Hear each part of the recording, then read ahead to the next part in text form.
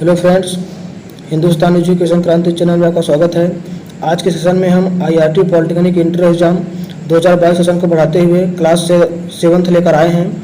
आज का हमारा जो टॉपिक है, देखिए क्वेश्चन आपको पुटअप किया गया था 2015 में पॉलिटेक्निक में। क्वेश्चन ये था कि फोकस दूरी होती है, तो फोकस दूरी होती है। फर्स्ट नंबर उसमें टॉपिक ये था कि r/3, सेकेंड नंबर था r/2 और फोर्थ नंबर टॉपिक था उसमें कि r/4 और उसके बाद फोर्थ नंबर था नन। तो इसमें जो आपका आंसर होगा, देखिए आपको पता होगा कि जो हमेशा फोकस दूरी होती है, फोकस दूरी हमेशा उत्तर त्रिज्या की आधी होती है। तो फोकस दूरी जिसका, जैसा कि हम पिछले वीडियो में आपको बताया है कि जो होता है गोलीय दर्पण की फोकस दूरी हमेशा उत्तर त्रिज्या की आधी होती है बराबर r/2। तो इस क्वेश्चन का आप लोग ध्यान रखेंगे, हो सकता है आपसे फिर दोबारा क्वेश्चन पुटअप कर दिया जाए।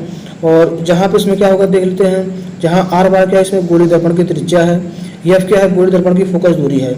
इन सभी टॉपिकों के बारे में अभी डिस्कशन करते हैं, कौन क्या होता है, इससे संबंधित कैसा फिगर बनता है। देखिए थोड़ा एक क्वेश्चन हमारा रह गया है समतल दर्पण का, उसको हम देख लेते हैं क्या है। क्वेश्चन हमारा ये है, यदि कोई समतल दर्पण रखा गया है। आपको बता दें, हमने जितनी पिछली वीडियो में जितने भी इंपॉर्टेंट क्वेश्चन थे समतल दर्पण द्वारा, इंपॉर्टेंट टॉपिक थे, ट्रिकी बेस पे टॉपिक पे, सभी वीडियो आप हमारे प्लेलिस्ट में अपलोड हैं। तो आप लोग जाकर हिंदुस्तान एजुकेशन क्रांति चैनल यूट्यूब पर सर्च कीजिए, वहाँ पर सारी वीडियो प्लेलिस्ट में पड़ी है, वहाँ से आप लोग देख सकते हैं। यदि आप लोग इसका PDF चाहिए तो आप लोग टेलीग्राम चैनल को ज्वाइन कीजिए, और टेलीग्राम चैनल पर आपको जैसे ज्वाइन करेंगे तो वहाँ पर सारी PDF इसको फ्री में अपलोड है। तो देखते हैं जो हमारा क्या है। यहाँ से देखिए कोई समतल दर्पण रखा हुआ है, ये समतल दर्पण है, और यहाँ से समतल दर्पण पर क्या कोई अभिलंब डाला गया है। देखिए समतल दर्पण मान लीजिए कोई प्रकाश किरण यहाँ से डाली गई है, तो कोई प्रकाश किरण गई, टकराई, और क्या हुआ, फिर पुनः उसी माध्यम में वापस लौटी। फिर यहाँ से दूसरी कोई प्रकाश किरण डाली गई, टकराई, पुनः उसी माध्यम में वापस लौट जाएगी। यानी जो समतल दर्पण की फोकस दूरी, क्वेश्चन ये पूछ सकता है, जो समतल दर्पण की फोकस दूरी क्या होती है, हमेशा इनफाइनाइट होती है। समतल दर्पण की फोकस दूरी में से क्या होगी, इनफाइनाइट होगी। दूसरा क्वेश्चन ये पुट देता है, समतल दर्पण की जो क्षमता होती है वो क्या होगी, शून्य होगी। उसके बाद फिर तीसरा क्वेश्चन पुट देता है कि समतल दर्पण की उत्तर त्रिज्या क्या होगी, इनफाइनाइट होगी। तो ये तीनों क्वेश्चन में से इंपॉर्टेंट क्वेश्चन है, तो आप लोग ध्यान रखेंगे। तो इसमें क्वेश्चन आपसे पुट देता है समतल दर्पण की फोकस दूरी तो इनफाइनाइट होगी।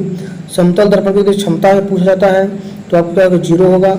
समतल दर्पण की उत्तर त्रिज्या पूछता है तो क्या होगा, इनफाइनाइट होगा।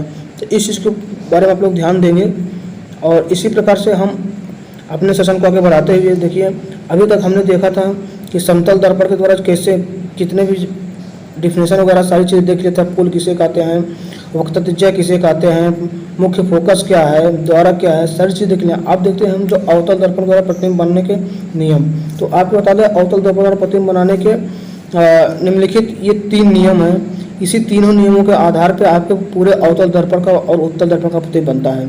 आइए देखते हैं कि वो नियम क्या है। इसी ग्राफ के माध्यम से वही हम बता देंगे। देखिए जो नियम है, फर्स्ट नियम यह है कि मुख्य अक्ष के समांतर चलने वाली प्रकाश किरणें दर्पण में परावर्तन के पश्चात मुख्य फोकस से होकर जाती हैं। सेम यही कंडीशन आपको उत्तल दर्पण में होगी। फिर अगला हमारा जो इसमें टॉपिक है कि फोकस से होकर जाने वाली प्रकाश किरणें दर्पण में परावर्तन के पश्चात मुख्य अक्ष के समांतर हो जाती है। फिर हमारा इसमें तीसरा रूल ये है कि वक्रता केंद्र से होकर जाने वाली प्रकाश किरणें, हमारा कोई यहाँ पे दर्पण रखा हुआ है, ये होगा, यहाँ पे इसका P है, यहाँ पे इसका F है, यहाँ पे C है। तो इसमें ये नियम होता है कि वक्रता केंद्र से होकर जाने वाली प्रकाश किरणें दर्पण में परावर्तन के पश्चात उसी मार्ग में वापस लौट जाती हैं। तो अभी तक हमने केवल 3 नियम देखे। फर्स्ट नियम ये था, फर्स्ट नियम हमारा था कि मुख्य अक्ष के समांतर चलने वाली प्रकाश किरणें दर्पण में परावर्तन के पश्चात मुख्य अक्ष के समांतर हो जाती हैं। सेकंड नियम यह था, फोकस से होकर जाने वाली प्रकाश किरणें दर्पण में परावर्तन के पश्चात मुख्य अक्ष के समांतर हो जाती हैं। थर्ड हमारा नियम क्या था, वक्रता केंद्र से होकर जाने वाली प्रकाश किरणें परावर्तन के पश्चात उसी मार्ग में वापस लौट जाती हैं। अब देखिए ये देखते हैं अवतल द्वारा प्रतिबिंब बनाने। देखिए अवतल द्वारा प्रतिबिंब बनाने के कुल 6 नियम हैं। तो जो हमारा फर्स्ट नियम है कि जब वस्तु अनंत पर रखी होती है तो अवतल दर्पण का प्रतिबिंब कैसे बनता है। तो ये आपसे क्वेश्चन पूछा जाता है एग्जाम में कि जब वस्तु अनंत पर हो तो उसका प्रतिबिंब कैसा बनेगा। तो देखिए यहाँ पे हमारा क्या है, कोई हमारा ये दर्पण रखा हुआ है, ये यहाँ से हमारा ये यहाँ पे मुख्य अक्ष है, जैसा कि हम बता दिए हैं। जहाँ पे इसका मध्य में यहाँ पे पोल होता है, यहाँ से इसकी जो दूरी होती है ये यहाँ पे यप है, और इसके बाद यहाँ से दूरी क्या है, यहाँ पे सी है। देखिए अभी इसमें जो हम 3 नियम बताए हैं वही तीनों नियम इसमें लागू करेंगे। हमारी कोई वस्तु है ए बी इनफाइनाइट, यहाँ पे इनफाइनाइट दूरी पर रखी हुई है।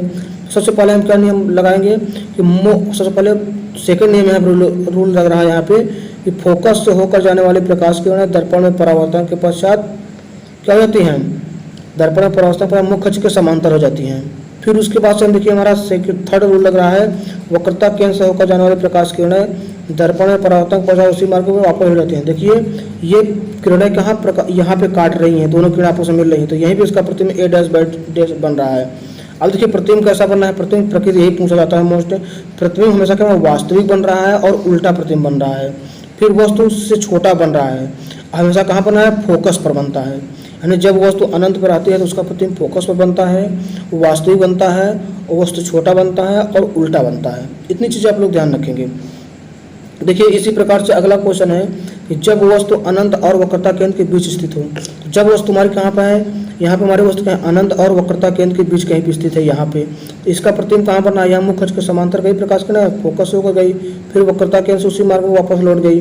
तो इसका प्रतिबिंब कहाँ बन रहा है, जब वस्तु अनंत और वक्रता केंद्र, तो इसका प्रतिबिंब हमेशा सी और एफ वक्रता केंद्र और मुख्य फोकस के बीच बन रहा है। तो प्रतिबिंब क्या है, वास्तविक बन रहा है, उल्टा बन रहा है, वस्तु छोटा बन रहा है, एफ और सी के बीच बन रहा है, यानी वक्रता केंद्र और मुख्य फोकस के बीच बन रहा है। फिर तीसरी कंडीशन यहाँ पे है कि जब वस्तु वक्रता केंद्र पर हो, देखिए जब वस्तु वक्रता केंद्र पर है तो उसका प्रतिबिंब कहाँ बनना है, तो जब वस्तु वक्रता केंद्र पर होती है, मुख्य अक्ष के समांतर गई, फिर वापस हो गई, फिर मुख्य फोकस पे गई, फिर यहाँ से वापस हो गई। देखो यहाँ पे बन रहा है, देखो प्रतिबिंब की जो आकार है, प्रतिबिंब का जो आकार है वस्तु के आकार के बराबर है, तो इसका प्रतिबिंब कहाँ बन रहा है, वास्तविक बन रहा है, उल्टा बन रहा है, वस्तु के बराबर बन रहा है। इस कंडीशन में कहाँ बन रहा है, वक्रता केंद्र पर ही बन रहा है। तो आई होप आप लोग समझ गए होंगे। इसके संबंधित जितने भी आप लोग ग्राफ हैं आप लोग उसको ध्यान से देखेंगे ताकि आपको एग्जाम जो क्वेश्चन पूछा जाए मिस्टेक ना हो। देखिए जो हमारा अगला टॉपिक है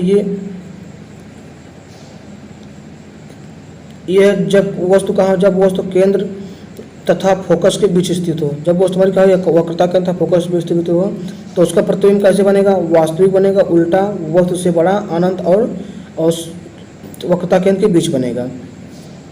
फिर हमारा अगला हमारा टॉपिक है कि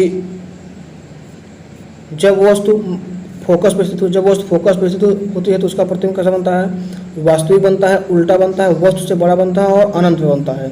देखिए वस्तु हमारी फोकस यहाँ पे गई, यहाँ से सेकंड टकराई, वापस गई, फिर क्या हुआ हमारा इसमें एक अलग रूल लग रहा है, वो जो परावर्तन वाला, जो कि पिछली वीडियो हम बता चुके हैं आपसे कि क्या होता है जब कोई प्रकाश किरण किसी अपारदर्शी तल टकराती है, पुनः उसी माध्यम में जितने कोण बनाते हैं उतने कोण में वापस लौट जाती है। तो इसका प्रतिबिंब देखो यहाँ पे ए डैश बी डैश यहाँ पे प्रतिबिंब बन रहा है, तो इसका प्रतिबिंब वास्तविक बन रहा है, वस्तु से वास्तविक बन रहा है, उल्टा बन रहा है, वस्तु से बड़ा बन रहा है, अनंत पे बन रहा है।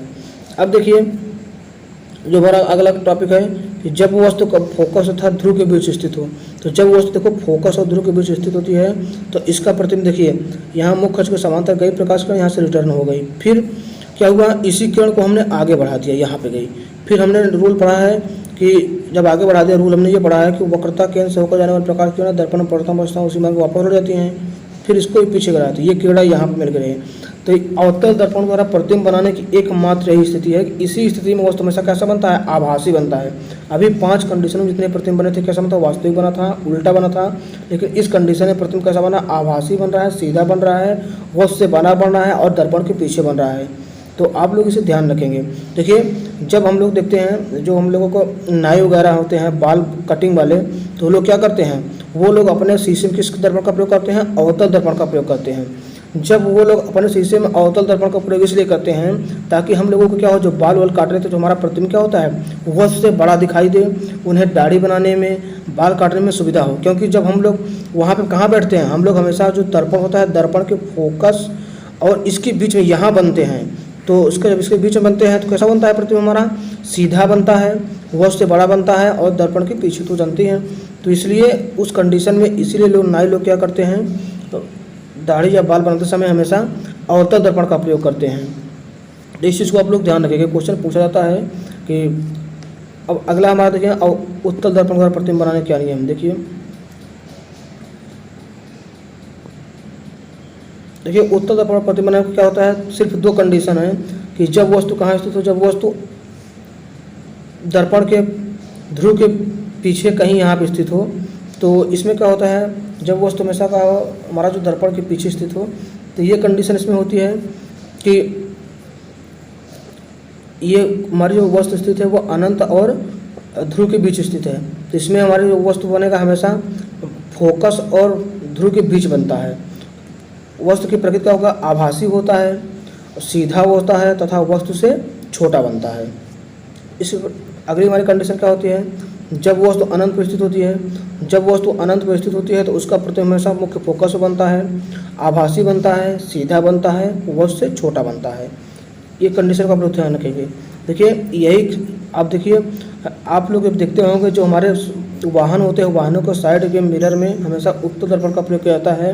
यही कंडीशन है कि उत्तल दर्पण इसलिए प्रयोग करता है कि वस्तु पीछे चाहे जितनी दूर स्थित होती है वो क्या होता है, वहाँ पर वस्तु हमेशा छोटा बनता है। मान लीजिए वस्तु यहाँ पे कोई स्थित है, यहाँ पे कोई वाहन गाड़ी जा रही है, तो इसलिए ये ऐसा बनता है इस साइड मिरर में कि कितनी भी वस्तु छोटी कितनी भी हो तो इसका प्रतिबिंब छोटा प्रतिबिंब जाके कहाँ पे इस पे बनता होता है।